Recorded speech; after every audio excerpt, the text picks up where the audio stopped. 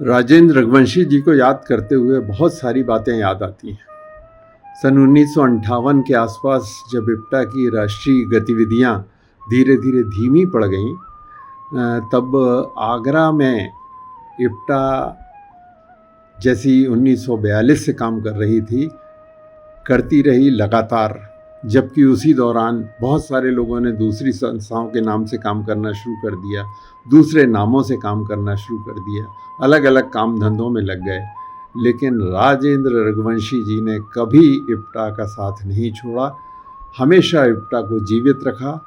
और इसी के कारण 1980 में जब पीडब्ल्यूए की गतिविधियां काफ़ी तेज हो गईं और 1980 में ही इप्टा प्रगतिशील लेखक संघ का राष्ट्रीय सम्मेलन जबलपुर में हुआ, तब ये बात उठी कि जिस तरह से प्रगतिशील लेखक संघ राष्ट्रीय स्तर पर अब सक्रिय है, उसी तरह से हमें इप्टा को भी सक्रिय करना चाहिए।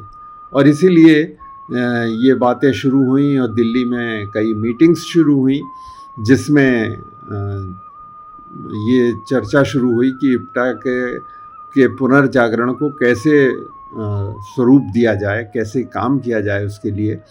और इस समय लगभग लगातार दिल्ली में कई बैठक हुई, जिनमें मध्य प्रदेश से मैं और राजेश जोशी जाया करते थे, उत्तर प्रदेश से आदरणीय रघुवंशी जी आते थे, जितेंद्र भाई आते थे और राकेश जी आते थे, पटना से, लखनऊ से, पटना से तनवीर भाई आते थे, और राजस्थान से रवि चतुर्वेदी, रणवीर सिंह जी, ये सभी लोग आया करते थे उस समय।